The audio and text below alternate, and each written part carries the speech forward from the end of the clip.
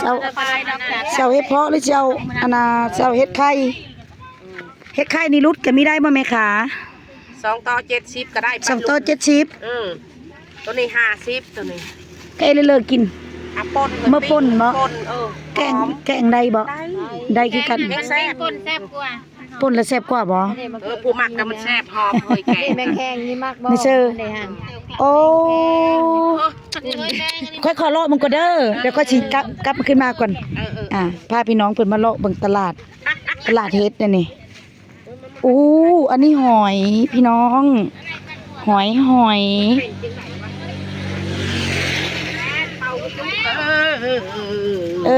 กบนี่เอามานี่มันหายเฮ็ดอะไรจะว่าผู้จะบ้องผู้โอ้โหเนี่ยอยู่เนี่ยกินไม่ได้อึดเนาะเนี่ยของมักเนี่ยอยู่ไม่ได้เห็นบ่พี่น้องเนี่ยอยู่เนี่ยกินอะเลออันน่ะขายเลยไม่แข็งนี่50วัดนี่50อันนึงไม่ถึง40ก็ขายตัวนี้ค่ะตัวนั้น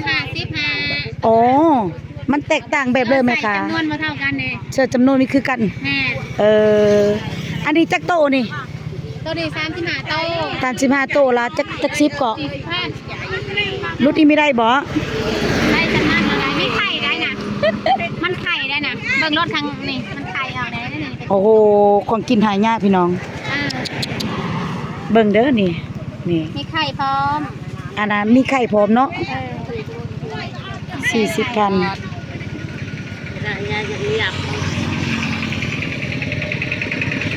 เฮ็ดไข่กันงามเลยชื่อตัวจุ่มตัวบ้านนะ35ตัวจะขายอันนั้นลุดอีกก็ไม่ได้บ่ลุดก็ได้45ไปโมงนี่35นี่เก็บมาน้ำกันนะฮะก็เก็บมาเดียวนี่มันแต่นาแต่ให้แต่นานะตลาดไปตองปุ๊บมาดูกันอันนี้เจ้าไม่ได้ซื้อบ่เจ้าหาเองบ่โอ้ซื้อน้ำเขาแล้วซื้อน้ำเขาค่อยเยอะเฮ็ดเพราะนักเด้เนาะมีซ้ำหมดแล้วโลได้ค่ะมาเอาเป็นโลแม่นบ่เขาคนไปจะเบิดแล้วเขาบ่ไว้ให้คนกินซ้ำตัวหลางก็จะเป็นนักก็คือซื้อซอยเจ้าอยู่มันผัดปนนี่ก็เอาซอยเด้เลยสิซอยอยู่เดี๋ยวเลาะบังก่อนพาพี่น้องเลาะบังก่อนล่างและแกงด้วยนะเฮ้ยยังงาม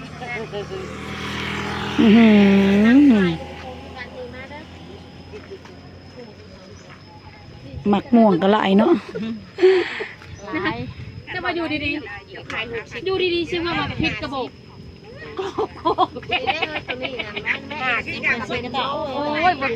อันไม่ได้เท่าบ่ว่าไม่ได้เท่าบ่เฮ้ยบ่คือเคยเห็นเพิ่นบ่ได้สิทำคือนางเพลงบ่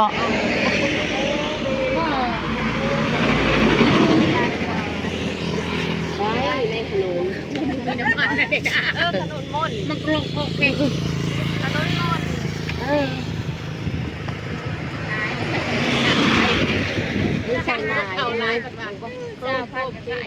แล้วทงนี้จักโตทงนี้ตัวนี้บ่ตัวนี้45โต45โต50,000อันนี้ละ35ละ40,000หรือ35 40,000ไปเลาะเบิ่งก่อนหิวบ่ก็เด้ออุ้ยน่ะเพิ่นนับพุ่นเลยนะ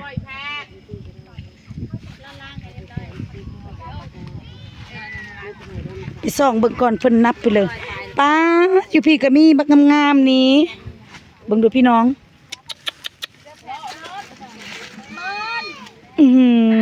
เฮ็ดไข่แซ่บปลายเลยนับโลนะจิรอบ่ขุดได้ขุดดีอีหลีแล้วเนาะจะรอเนาะพี่น้อง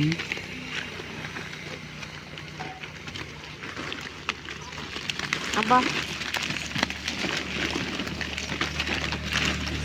ตัว120,000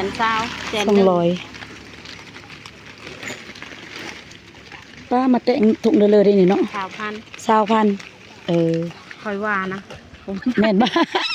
นึกว่าเพิ่นขายเองแจ้ว20,000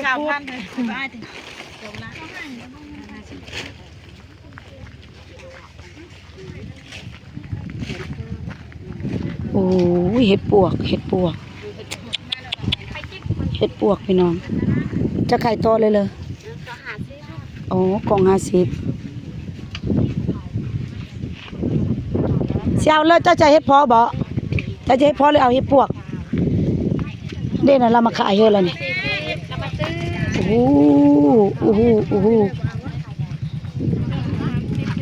เฮ็ดพวกใน45ก็ได้30เนาะ สองโต๊ะเธอเลยสองโต๊ะเธอเลย ตัวนี้45เฮ้ยตัวนี้35เป็นมะละ80 อืมสิแม่นเว้าคำเดียวเนาะ แล้วก็หมู อันน่ะค่อยสิเอาโต๊ะเดียวนี่ก็พอซะนะแล้วค่อยสิเอามาแต่งเพื่อทางหลังนะ เอาแบบนี้ไป 25,000ไป เอา40ไปมา 40กับตัวนี้3ก็เป็น7 เออ ลดอีก 10,000 เอาตัว40ก็ตื่มมาแน่ เอา2 ตื่มมาได้ติ๊กต๊อก ตัวนี้ก็รุ่นให้ พอแล้ว ตัวนี้ก็4 บ่ค่อยจะเมื่อกินค่อยบ่ได้มีเพ้อได้อยู่ผู้เดียวได้ โอ้ยเฮ็ดปักละลายเด้อเฮ้ย40หมูก็ได้ เอา40กับ40ก็มาแต่งผู้เลอทางหลังน่ะ มาแต่งนึง อีกเจ้าหนึงบ่ มา อ้อนนี่บ่นอนมาแต่งกันเนาะ นั่นเขาใส่ตรงยาง อ่ะ เขาก็มาแต่ง ไม่ยังเคยโล50น่ะ เฮ็ดละซื้อมาโล50 บ้านเฮาที่นี่โลละแสนยังเขาบ่ขายแล้วรถตู้นั่น ละ มา แสนยังบ่มีไปขาย บ่ค่อยชนทางนี้อันนั้นยังคือเก่าสิเป็นทงเฮาก็ได้เด้อ เขามาซื้อคนโลละ เอ็นเลยคืองงนับไม่บ่ค่อยละเบิ่งอันนั้นคือสิไล่กว่าอันนั้นน่ะทงนั้นอะไรกว่าทงนี้จะสิเป็นทงไล่ค่อยก็เอา 45ก็ให้บ่เฮ็ดพอ45 ไม่ได้เท่าบ่ไม่พอนี่ไม่ได้เท่าบ่ พอขายบ่ อันนั้นไม่ไป หนังคนกันเลย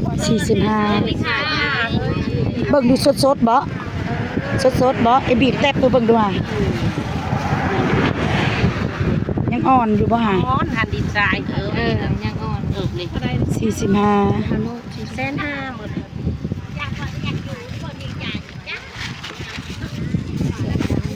เออ บ่ได้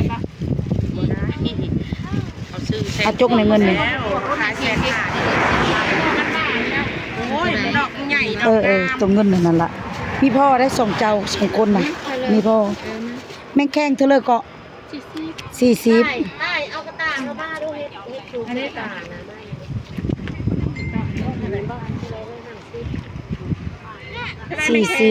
40ของเจ้าเธอเลย แพงนะ60ขาย25ก็ได้ 80เท่เฮาละ80อ่ะ หมู 80 โอ้ยเงิน5,000 บ่80ละเอาเพราะว่าอันน่ะอันเฮ็ดนั่น40เนาะเฮ็ดน่ะเอาเถอะ 15เด้ อันนั้นละ40มาละ40มานะสมาอีกค่อยมาแต่ชโนผู้ ก็ได้แม่ง ฮะแม่แข้งขอบใจเด้ออ้าวขอบมกขอบใจเจ้าเบิ่งเฮ็ดพี่น้องเงินรถได้อบาดนี้ไปเอาแล้วแม่แข้งนะอยู่เฉยเลย ใช่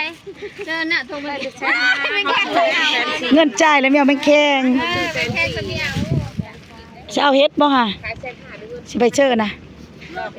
โอ้โน จะไปขึ้นรถ เอาเชื่อ